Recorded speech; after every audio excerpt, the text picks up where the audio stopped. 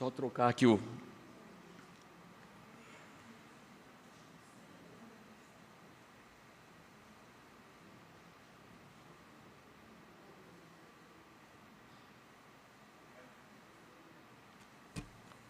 Agora sim, boa noite. Sejam todos muito bem-vindos. Que Jesus nos abençoe e nos ilumine nessa noite.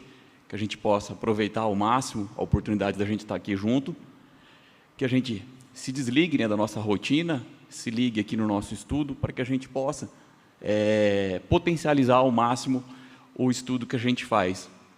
Como o Júnior disse, né, estamos voltando aqui, então agradeço a casa, agradeço a presença de todos, que a gente está nesse compromisso vindo aí, já está praticamente aí há 3 anos, quase 4 anos já, que a gente está dando sequência nesse estudo do Evangelho segundo o Espiritismo, avançando item a item, e isso é muito valoroso, né?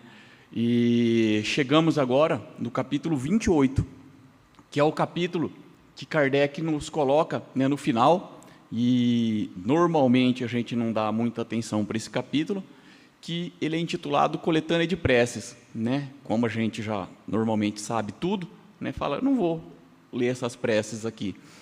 Mas esse é um capítulo bem interessante, porque Kardec traz, né, não só as preces, mas também ele traz um prefácio orientando o que devemos fazer e o sentido daquilo. E isso é muito proveitoso, né? E por isso que eu quero, né, apesar de um tema que a gente pode pensar um pouco simples, né, dá para a gente extrair muita coisa, e, né, fiz um monte de anotação. Normalmente a gente faz essas anotações e não segue nada do que a gente anotou, mas vamos lá. O importante é a gente tentar seguir esse passo a passo que Kardec nos traz, e, sem dúvida alguma, nenhum item que ele colocou ali vai ser um item de menos importância. Então, olha lá, capítulo 28, Coletânea de Preces, né? E o item que a gente vai estudar hoje, que a gente vai conversar, é por uma criança que acaba de nascer, uma prece por uma criança que acaba de nascer. É muito interessante a gente pensar, né? Como estamos falando de prece, eu estive em abril, né? A gente fez um estudo no capítulo 27, que era a eficácia da prece. Eu até fiz uma brincadeira lá, que lá Kardec nos coloca um método, né? Uma metodologia para a gente ter uma prece 100% efetiva. E, naquela oportunidade, a gente discorreu sobre isso. Quem não lembra ou não teve a oportunidade de ver, o Dalmo deixou lá no YouTube, depois dá uma olhada lá, que é bem interessante. E aí eu queria colocar aqui um pouco desse conceito, né, que Leon Denis traz lá no livro Depois da Morte, sobre prece. Prece é uma expansão íntima da alma para com Deus. É uma expansão da nossa alma que nos conecta a Deus. Uma meditação sempre útil, muitas vezes fecunda. Então, a prece é sempre útil e, muitas vezes, ela colhe frutos. É, por excelência, um refúgio dos aflitos. Então, quando a gente está num nível de emoção mais baixo, aflito, com uma emoção nervoso, desesperado, a prece é um remédio muito valoroso. Nas horas de abatimento, de pesar íntimo e de desespero, quem não achou na prece calma e reconforto? Agora eu acho que isso aqui é lindo demais. A alma expõe as suas angústias, seus desânimos, implora socorro, apoio e indulgência. Então, naquele momento que a gente está mais abatido, né, é o momento que internamente a nossa alma está pedindo socorro. E então, no santuário da nossa consciência, uma voz secreta responde. E essa voz que responde é a voz daquele de onde emana toda a força para as lutas deste mundo. Quer dizer, na nossa prece a gente se conecta com a espiritualidade, com o ser maior deste mundo. Todo o bálsamo para as nossas feridas, toda a luz, todas as nossas incertezas. Então, ali a gente faz essa conexão com a espiritualidade. E então, erguemos-nos menos tristes, menos atordoados, como um raio como um raio do sol divino luziu em nossa alma. Então, a gente percebe aqui esse conceito de prece que Leon Denis nos traz, que é essa conexão com a espiritualidade e a importância da gente fazer isso. E como eu sempre gosto de falar, né, Kardec tinha um processo didático muito dele, por ser professor. Então, só da gente parar e analisar esse título, uma prece por uma criança que acaba de nascer, a gente já consegue perceber que ele tinha uma intenção, né? Uma criança que acaba de nascer, né? Ele está querendo fazer uma análise ali da reencarnação, porque todos nós que viemos ao mundo fomos crianças uma vez. E, nesse sentido, se a gente parar para perceber, né, a gente, normalmente, esse momento de nascimento é um momento envolto em muita emoção, muito planejamento, muitas vezes é o sonho a ser realizado, a gente está preocupado ali em receber aquela criança, com o parto em si, às vezes angustiado com a questão financeira, com as noites de sono que não virão, e nesse contexto a gente acaba não percebendo da dádiva divina que a gente está recebendo, que ali está vindo um espírito milenar, né? Hoje, naquele momento de nascimento, ele está envolto num corpo físico frágil, dócil, de um bebê, mas ali é um espírito que vai passar por toda a sua vivência. Então, nesse item que Kardec nos traz aqui no capítulo 28, por uma criança que acaba de nascer, ele está querendo fazer uma análise sobre a encarnação, né? Sobre o nosso papel, sobre como a gente encara esse tipo de momento. E é muito oportuno, né, a gente perceber que, nessa análise, Kardec vai colocar, né, a prece como esse momento de ligação, nós, com o divino e com esse ser que vem vindo. E aí, lá no prefácio desse item que a gente estudou lá atrás, Kardec fala assim: a forma não é nada, o pensamento é tudo, no sentido de nós pensarmos em fazer uma prece, evocando, falando palavras rebuscadas, palavras que muitas vezes não compreendemos, isso não tem tanta importância. O pensamento é tudo, a nossa conexão com o divino é o mais importante. Ele ainda fala: um bom pensamento vale mais que numerosas palavras estranhas ao coração, né? Eu sei que vocês não, né? Mas muitas vezes a gente vai lá com sono, reza um Pai Nosso, assim, de 30 segundos reza o Pai Nosso, né? Palavras bonitas e tal, mas não tem a nossa conexão com o divino, que é aquilo que Leon Denis falou, que é a nossa missão na prece. Os espíritos não prescrevem nenhuma forma absoluta de prece. Então, aqui Kardec está querendo nos dizer o quê? Esse capítulo, ele possui 84 itens, é o capítulo maior de todo o Evangelho segundo o Espiritismo. E lá ele põe diversas preces, né, que ele classifica essas preces para cada grupo de pessoas e tal.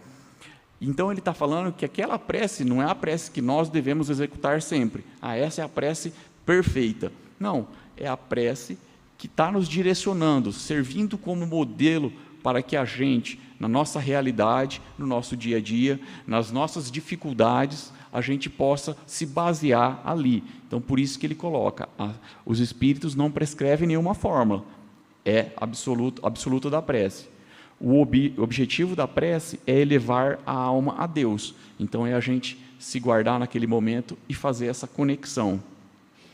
E aí ali ele separa, né? Então esse capítulo em si, né, fazendo esse preâmbulo ali, ele fala: as preces são reunidas nessa coletânea, estão divididas em 5 categorias: as preces gerais, que a gente já viu, as preces para si mesmo, as preces pelos vivos, as preces pelos mortos e, por final, as preces especiais dos doentes e obsidiados. E aí a gente está nesse item, nesse terceiro item, prece pelos vivos, falando da prece para uma criança que acabou de nascer. Como eu disse, né, Kardec está fazendo ali uma análise mais específica dos processos reencarnatórios. Não é? Uma criança que está acabando de chegar ao mundo, ele está chegando no processo reencarnatório. E percebam, o plano divino, né, a gente vem vivenciar as nossas encarnações. Nessas encarnações, ao vir para o plano terrestre, a gente, nesse período da primeira infância, a gente não se lembra muito das nossas vidas passadas. devido ao que, nesse processo da gente não lembrar, a gente está tendo uma nova oportunidade de estar vindo ao mundo, recebendo um novo ambiente, pessoas novas, e ali a gente vai receber novamente novas matrizes morais, e aí, a partir dali, no nosso desenvolvimento, quando está chegando na fase adulta, adolescência, a gente começa a se deparar com as dificuldades que a gente teve, né? Pagando as nossas provas e expiações. É um plano praticamente perfeito, né? E essa é exatamente a beleza da reencarnação, né? A gente ter essa oportunidade da gente...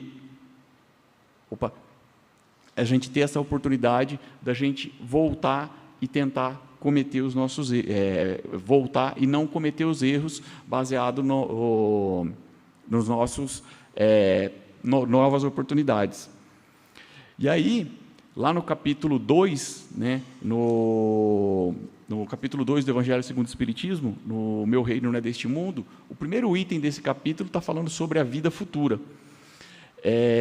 E ali, no segundo parágrafo, Kardec fala assim, né, esse é um dogma do Espiritismo que a gente vai, durante todo o Evangelho, vai estar afirmando que é a base do nosso estudo, da nossa doutrina. No sentido que a vida futura, né, então a vida espiritual é a vida verdadeira. A vida terrestre é a nossa vida material, né, que ela é passageira. Então, aqui, ele fala sobre a reencarnação, né? A gente volta para viver experiências no plano terrestre, para depois a gente voltar para o nosso plano mãe, que é o plano espiritual. Então, eu fui lá no Livro dos Espíritos e separei alguns itens falando sobre a reencarnação, né? O dogma da reencarnação. Lá fala que a reencarnação é relacionada à justiça de vida. A reencarnação é a única doutrina que explica a justiça de Deus para com os espíritos em diferentes estados de evolução. Que é isso que a gente já discutiu bastante, né? Seja uma pessoa de maior poder aquisitivo, menor poder aquisitivo, há diferenças e não seria justo, né, uma pessoa nascer com um certo tipo de doença ou passar por um processo sem ter oportunidade de vivenciar outras experiências. E ali a justiça divina está exatamente nesse processo de a gente vivenciar várias e várias vidas. Fala também que é um processo contínuo. Através de várias existências, o espírito se purifica e evolui. E as experiências de cada vida são utilizadas para o aprendizado. Então, a gente vivencia, aprende e aí passa por uma prova, né? Quando um bebê nasce, né, uma criança que acaba de nascer, ele já é submetido a uma prova, né, o nascimento. Aí, na sequência, a amamentar, a se alimentar e assim por diante. Então, a nossa vida aqui no plano terrestre é sempre formada por provas, né? E à medida que essas provas vão aparecendo, a gente vai tendo a oportunidade de vencê-las ou de aprender com elas, que é isso que a gente deve fazer. É esperança e consolo. Então, a reencarnação oferece a esperança a quem se sente inferior, mostrando que a condição atual não é a condição definitiva e que novos esforços em novas existências futuras podem levar ao progresso. E, por fim, a reencarnação não é cega. A doutrina é fundamentada na razão e corrobora por fenômenos e fatos, como as lembranças das vidas passadas, né? Hermílio de Moraes tem o livro de reencarnação, que é uma tese, né, que ele juntou de mestrado e doutorado, e ele fez a publicação no livro, em que diversas crianças relembram das suas vidas passadas, tentando reafirmar a condição de reencarnação, né, provando que crianças em locais diferentes, épocas diferentes, se lembravam de fatos históricos, de fatos de como morreu, como passou por dificuldades. Tem um caso até no livro de uma criança que desenha, né, a igreja onde morou, né, ele nos Estados Unidos, ele desenha a igreja, o endereço da praça e tudo mais, isso lá na Inglaterra, uma criança de 6 anos. Então, assim, é a prova da reencarnação. Se a gente for... né, então, esse é o nosso dogma espírita, né, que a gente crê na reencarnação. Os nossos irmãos católicos e protestantes não nos consideram cristãos exatamente por essa crença nossa, né? Eles entendem que a reencarnação centra a salvação do homem em nós mesmos, negando a salvação por meio de Jesus e a misericórdia do Pai, né? Então, eles acreditam, né, que Jesus fala, né, que só chegarão ao reino dos céus por meio dele. Então, eles acham que na reencarnação, como a gente acredita, nas diversas voltas no plano terrestre, a gente tira essa divindade de Jesus e traz para nós. A gente aqui no Espiritismo sabe que isso não tem sentido, exatamente porque Jesus foi nosso guia e modelo para nos mostrar o caminho que devemos seguir, nos provar que é possível fazer essa caminhada. E então, desse modo, a gente também acredita que para chegar à elevação espiritual, Jesus veio nos mostrar esse caminho. Mas esse é um debate que não nos cabe hoje, né? A gente pode fazer depois, mas a gente tem essa diferença na nossa crença, né? E aí, voltando lá para o Livro dos Espíritos, nós temos na questão 132 a pergunta de Kardec. Alguns estudiosos falam que se a gente reunir só as perguntas de Kardec, sem a resposta, a gente já tem todo o cerne de conhecimento que o Espiritismo dá, né? Mas isso aí são para quem já é um pouquinho mais adiantado. Eu preciso da resposta e ainda tenho dificuldade. Ele pergunta, né, qual o objetivo, qual que é a função, para que serve a encarnação dos espíritos? A espiritualidade responde: Deus lhes impõe a encarnação com o fim de fazê-los chegar à perfeição. Né, se a gente perguntar para a maioria de todos aqui, né, qual que é o objetivo, a resposta vai ser a evolução espiritual, não é? E eles continuam: para uns é a expiação, para outros missão, mas para alcançarem a perfeição, têm de sofrer todas as vicissitudes da existência corporal. Nisso é que está a expiação, e visa ainda outro fim, a encarnação. Então, nós temos a nossa evolução espiritual e tem um outro fim, o de pôr o espírito em condições de suportar a parte que lhe toca na obra da criação. Então, a gente muitas vezes, eu até coloquei em vermelho ali no final, que a gente muitas vezes acaba esquecendo desse detalhe, né? A gente volta para a nossa encarnação, né? A gente tem uma nova oportunidade para o nosso desenvolvimento espiritual. Mas aqui, Kardec e a espiritualidade nos traz que tem um outro fim: pôr o espírito em condições de suportar a parte que lhes toca na obra da criação. Então, a gente tem a questão da nossa evolução pessoal, mas também a gente tem a nossa parte de contribuir com a evolução coletiva, né? Inclusive, Jesus fala isso, né? Que a gente precisa participar, né, dessa comunidade para que a gente tenha, né, a disposição de amar o próximo, porque às vezes, né, a gente se isolar, a gente pode ter o teórico, né? O teórico no sentido de vou saber como é que funciona e tal, mas uma vez a gente num núcleo familiar, com a esposa ali do lado, os filhos, a gente começa a se deparar com as dificuldades, e é aí que a gente vai ter a nossa função nessa contribuição coletiva. A gente tem o individual, mas é fundamental a gente ter esse problema de se socializar, porque hoje em dia, né, cada vez mais a bolha da internet traz esse problema, né? A gente fica numa bolha em que todos pensam do mesmo modo que nós, né? Mas aí a gente acaba achando que tem uns contra os outros, e aí a espiritualidade vem nos falar que a gente precisa exatamente trabalhar no sentido de entender o desenvolvimento, compreender o próximo e amar o próximo como a nós mesmos, né? Então, essa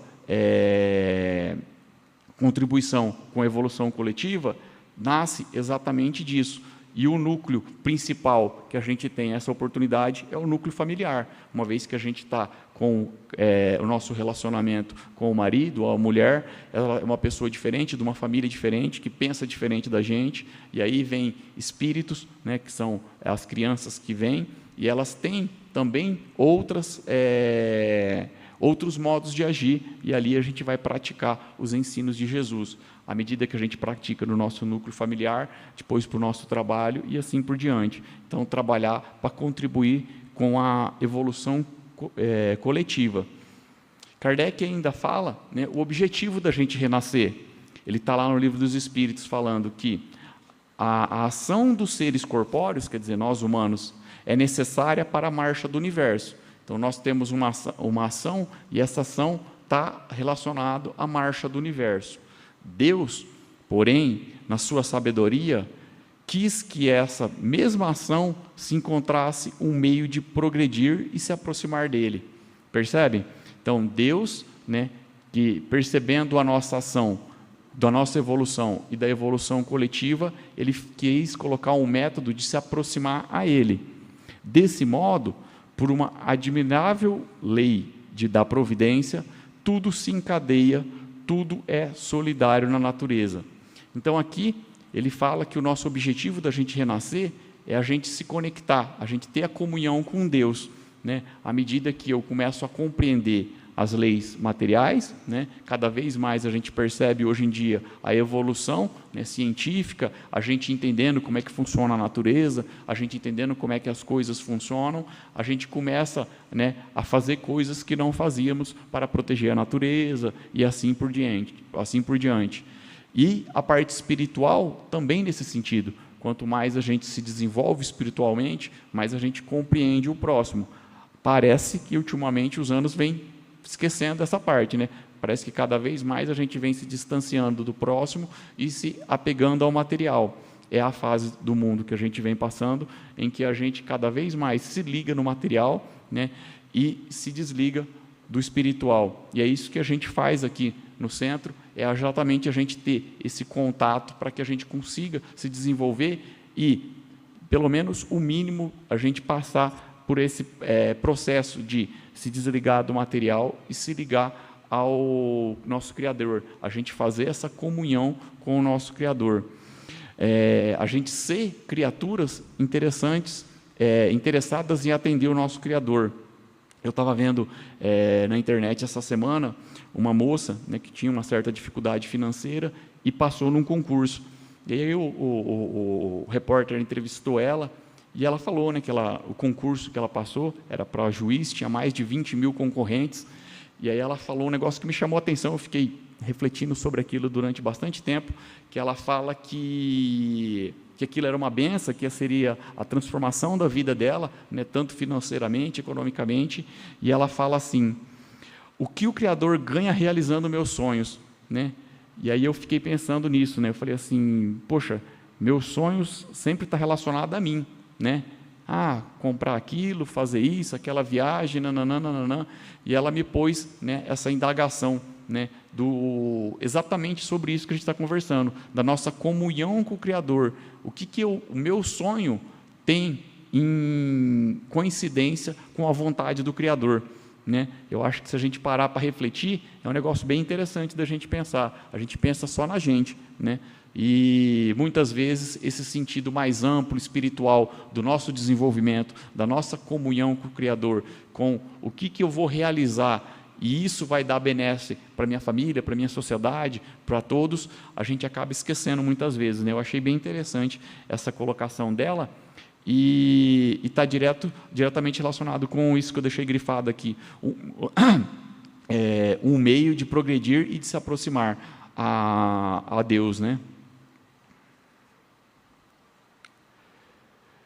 E aí, lá no prefácio, no item 53, Kardec fala assim para a gente: somente depois de terem passado pelas provas da vida corpórea, chega a perfeição os espíritos. Novamente, né, retornando àquela ideia que eu disse, que nesse item que a gente está estudando, prece por uma criança que acaba de nascer, Kardec está fazendo essa análise do processo reencarnatório. Então, somente depois de terem passado pelas provas da vida corpórea, chegam à perfeição. Então, a gente retorna e a gente se aprimora para o nosso desenvolvimento. Aí ele coloca assim: os que se encontram na erraticidade aguardam que Deus lhes permita volver a uma existência que lhes proporcione meios de progredir. Então, de novo, Os que se encontram na erraticidade é quando a gente não está no plano físico, está no plano espiritual. Então, quem está no plano espiritual aguarda que Deus permita voltar a uma existência que lhe proporcione meios de progredir, quer pela expiação das suas faltas passadas, ou mediante as vicissitudes que fiquem sujeitos, quer pelo desempenhando uma missão proveitosa para a humanidade. É interessante a gente pensar, né, nessa questão de uma criança que acaba de nascer. Quantos de nós, né, lá na erraticidade, oramos, pedimos, imploramos para vir numa família que nos desse condição para que a gente vencesse as nossas dificuldades, as nossas provas, as nossas expiações, né? Uma família que nos desse esse alicerce espiritual para que a gente consiga ter essa compreensão de desenvolvimento espiritual e não nos ligar no material, porque hoje em dia a vida cada vez mais nos liga ao material. Paulo, lá na sua carta a Timóteo, capítulo 5, versículo 8, ele fala assim: se alguém não tem cuidado dos seus, especialmente da própria casa, tem negado a fé, ele é o pior descrente. Então ele está dizendo o quê? Que ali, nós que recebemos esses espíritos, né, que vêm no nosso meio familiar, se a gente não nos dá o alicerce de fé, a gente acaba falhando, né? Porque lá na frente ele não vai ter essa condição de enfrentar os seus dramas morais. Kardec ainda volta ali no prefácio, né, no item 53, e fala: o seu adiantamento e a sua felicidade futura serão proporcionados à maneira por que empregam o tempo que hajam de estar na Terra. Quer dizer, o seu adiantamento, o seu nível de evolução e a felicidade, né, o prazer que vai ter, será proporcionado à medida que empregarem o seu tempo de estar na Terra. Então, esse tempo encarnado é o tempo que vai fazer a gente se desenvolver. O encargo de lhes guiar os primeiros passos e de os encaminhar para o bem cabe a seus pais. Então, ali, naquele primeiro período ali da infância, é os pais que são responsáveis de dar esse alicerce moral, que é aquilo que Paulo falou para Timóteo. Nós temos essa responsabilidade de ensinar os valores de Deus, porque ali ele começa a desenvolver virtudes que lá na frente, quando começar a vir as suas provas e expiações, ele vai ter as virtudes para que ele as enfrente de uma maneira correta e não falhe. Cabe bem aos seus pais, que responderão perante a Deus pelo desempenho que deram a esse mandato. Então, nós temos como obrigação passar esses valores, ensinar essas virtudes para esse espírito que vem. E a gente ensinar é uma coisa, e aí depois, se lá na frente ele não executar, aí não é nosso. Mas aqui ele fala que os pais responderão perante a Deus pelo desempenho que deram a esse mandato, essa responsabilidade de receber esse espírito que está voltando. Para lhes facilitar, foi que Deus fez o amor paterno e do amor filial uma lei de natureza, lei que jamais transgride impunemente. Então, assim, é aquilo que eu falei, as crianças, né, vêm sem nenhuma remanescência, sem nenhuma dificuldade, sem nenhuma prova de vidas anteriores, exatamente para receber esse alicerce e ali ter novos padrões morais num ambiente diferente e começar a fazer o seu desenvolvimento e passar por as provas que todos nós iremos passar. Então, a responsabilidade dos pais é exatamente em colocar esses valores. E aí, né, a gente tem um item assim, que esse estudo acaba nos colocando um pouco delicado, que a gente pensa, né, falando nós espíritas, né, que a gente tem, né, espiritismo é o consolador prometido, é uma maravilha no sentido do consolo. Porém, nós espíritas temos muitas falhas, né? Exatamente por a gente ter essa relativização, né? Relativizar tudo, né? Deixa para a próxima vida, tem a próxima encarnação, tudo passa, e a gente acaba deixando de se policiar e de se cobrar, no sentido da gente ter essa ligação com o espiritual, né?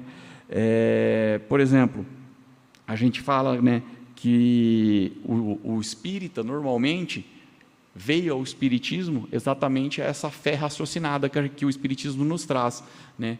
Então, normalmente, o ser espírita está muito relacionado a um ser que está numa evolução espiritual mais recente, né? Você pega, por exemplo, os nossos irmãos católicos e protestantes, né? A gente fala assim, por que você crê em Jesus? Eu creio porque Ele me ama e amém.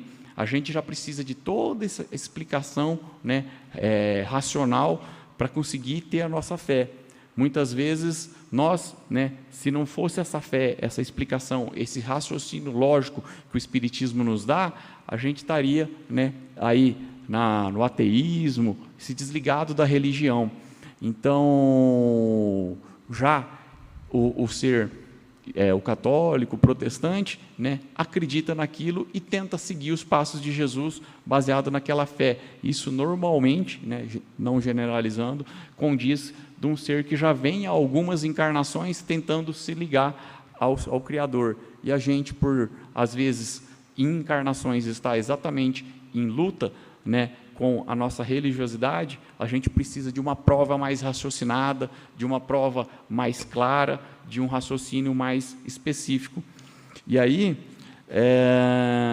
a gente acaba, né, se não tiver esse raciocínio lógico, esse raciocínio que o Espiritismo nos traz, a gente acaba ficando um pouco descrente, né? Lógico, eu não estou generalizando, mas de uma maneira geral, a gente percebe isso entre nós espíritas, inclusive fazendo esse lado do meu. Por exemplo, nós espíritas temos dificuldade, às vezes, de fazer a oração, né, que Kardec traz exatamente esse capítulo inteiro, né? A gente tem dificuldade em frequentar o centro espírita, e tem dificuldade em fazer o estudo. A gente ama ler romance espírita, mas as obras de estudo, de desenvolvimento, às vezes a gente não vai.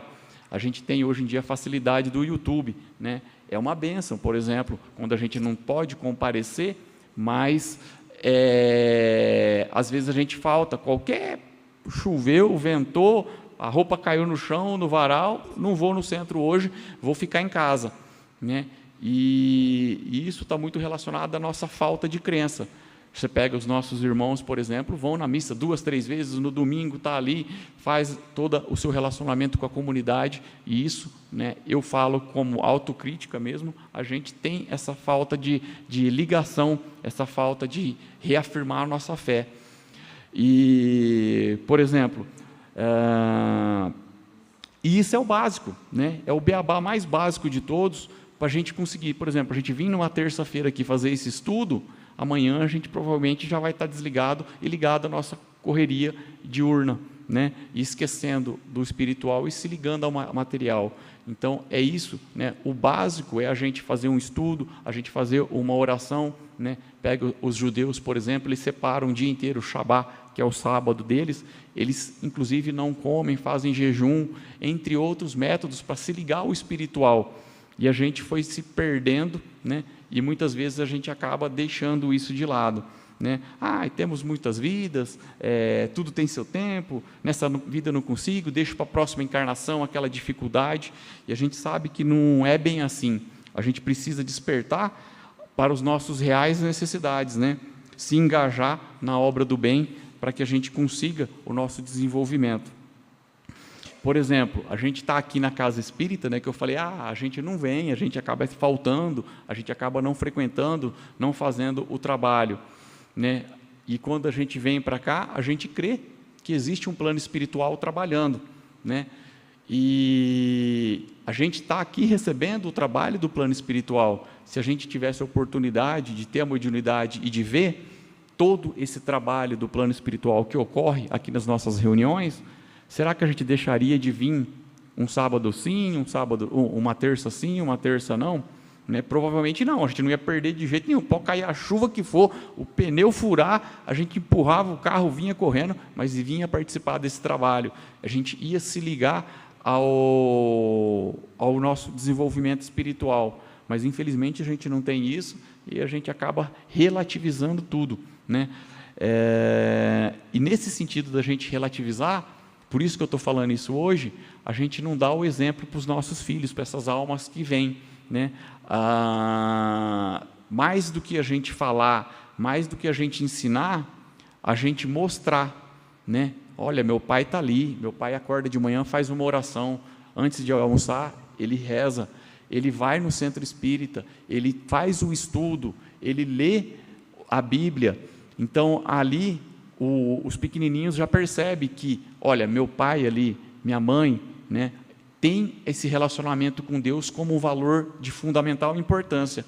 Então, a gente mostrar, a gente servir como exemplo, é muito mais importante do que, às vezes, a gente falar, não faz isso, não faz aquilo, e a gente percebe hoje que no mundo falta muito isso, falta muito exemplo, né? A gente está na era da influência, mas influência que nos traz um valor moral falta muito, né? Então a gente tem esse lado crítico que a gente faz exatamente nesse sentido, da gente começar a mostrar para esse espírito que veio nascer, para esse espírito que teve a oportunidade de reencarnar conosco, da gente levar esse valor moral de Jesus, que o Espiritismo nos traz de uma maneira muito importante e que muitas vezes a gente acaba relativizando. E aí lá ele traz, né, 2 orações e no final ele traz essa oração, falando para que a gente faça para esse espírito que acaba de nascer.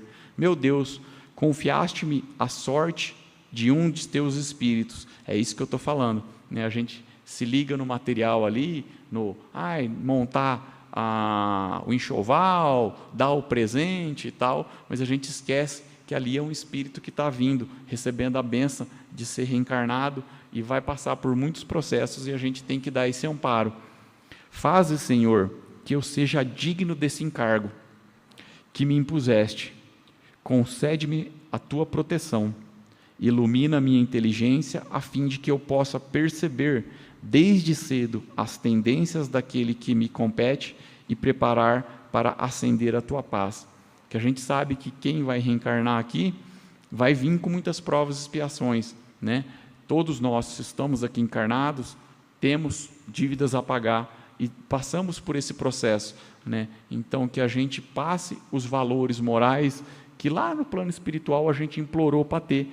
A gente implorou para vir numa casa que dava exemplo, para uma casa que dava toda essa construção de fé, e aí a gente às vezes esquece da gente fornecer essa construção para os nossos próximos, não só para o espírito que veio nascer, mas também para os nossos próximos familiares, para que a gente faça não só a nossa evolução individual, mas também essa evolução coletiva que a gente muitas vezes esquece.